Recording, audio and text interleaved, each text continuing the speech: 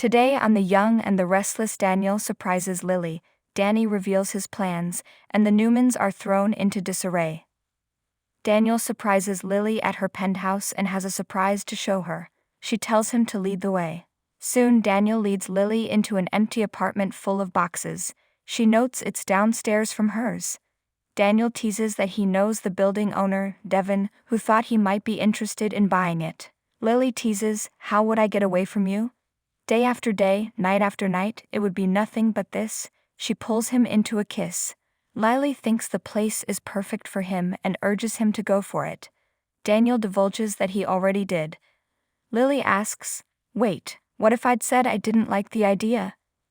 Daniel figured he would have been able to persuade her. He tells her to consider herself warned that he'll need help decorating the place. He wants it to be cool and comfy. Lily suggests he become one of Sally Spectra's first clients. Daniel loves the idea but wants to take Lily on a room-by-room tour of the place first. Danny's seated in the GCAC dining room when Phyllis appears and asks to join him, teasing that she should shoot her shot while she can. Danny allows her to sit, and he notices her upbeat move. What brought this on?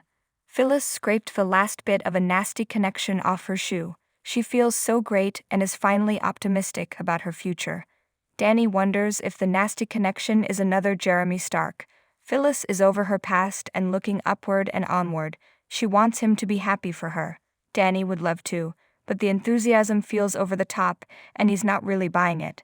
Phyllis won't let his skepticism get to her. She's done with the rain and just wants the sun. She asks him again to say he's happy for her. Danny agrees. "This new upbeat attitude of yours is pretty infectious."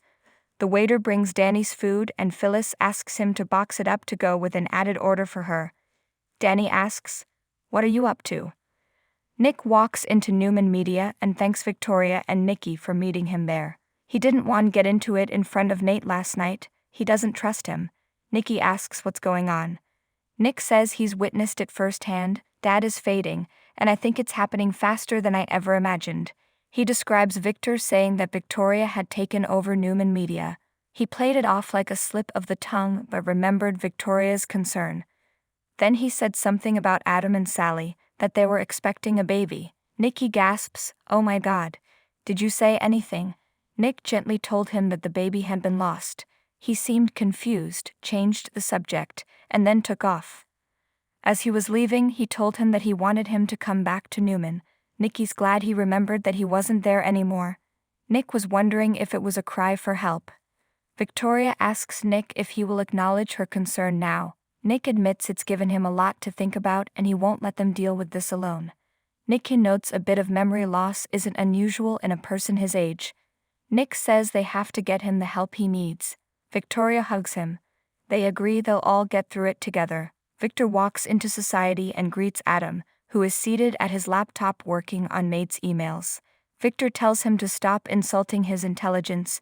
"You don't think I know what you're up to? You don't think I know what's on your mind?" Adam looks perplexed. He tells his dad he doesn't know what he's talking about. He's just sitting there happily working his way up from the bottom. "Did you forget about that?" Victor asks. "Forget about what?" He rants about him treating other people badly and betraying those who try to help him. Adam, confused, asks where this is coming from. Victor declares, "I'm done with it. I'm done with all of it." Adam asks, "You're firing me again?" Victor says yes and hollers at his son to stop hiding behind that funny position of his. "That's it, no more." With that, Victor sits down at the next table and slams his hand down on it as Adam reels. Eventually, Nate walks in and greets Victor before telling him he's meeting Adam, who is doing a good job. Victor's glad to hear it. Nate joins Adam and notices he's out of sorts. "Did you have some sort of run-in with your father before I got here?" Adam whispers, "We'll discuss it later." Adam and Nate get up to leave and stop by Victor's table. Victor beams. "My goodness. Nate and Adam. He hopes they had a productive breakfast and will see them at the office." Nate walks out and Adam studies his father for a moment before following him. Once alone, Victor grins to himself. In the park, Phyllis unpacks food and asks Danny, "Isn't this better than the boring athletic club?" "I'm a good time." Danny muses, "You can be." Phyllis knows she's been reckless, troubled, and moody. Danny finds this a mild rundown on her nature. Phyllis says she can also be fierce and competitive, but they've all changed and moved on. It's good. She didn't go to prison and is gainfully employed. It's going well at Omega Sphere. Phyllis is living in the present. Danny gops, "What happened to you and where is this coming from?" "I'm confused." Phyllis says it's from their conversation the other day. He taught her they are what they feel.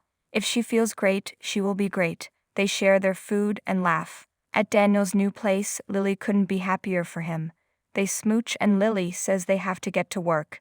Daniel suggests a housewarming party with just the two of them later. Lily agrees, but they should get going. Daniel muses, "Or maybe something unavoidable came up and we can be late." Lily says he's bad and they make out. At Newman, Adam has updated Nate on Victor's scary mood swing and his memory lapse. He seemed to have completely forgotten how supportive he was of me turning my life around. Nate learns that he fired him and then said, "I'll see you back at the office." Nate says Victor's been concerned about the mental stress of his return causing erratic behavior. Adam worries. What if it's more than that? Nate agrees they definitely need to keep an eye on it and shift into protective mode. Adam worries about Newman Enterprises as well. At Crimson Lights, Victoria tells Nick that she's glad she's not the only one concerned about their father anymore. Nick wants to help but warns his sister he'll have no part in trying to push Victor out of the company or trying to help her get her CEO seat back. Victoria huffs, "Believe me, that's the last thing on my mind. If their dad needs help, they can't just sit back and let their mom handle it by herself." Nick finds it unimaginable that the great Victor Newman could be slipping away. Victoria senses something else is going on with him, so Nick confesses, "Sally and I are done." He doesn't want to get into it and shifts back to having a serious talk with their father. He feels they need to be upfront about their concerns, so he's not blindsided. Victoria just doesn't know how he'll handle being confronted about this right now. Nick doesn't think there will ever be a good time to tell their father they fear he's starting to lose it. Nikki joins Victor at society. He says, "You look upset."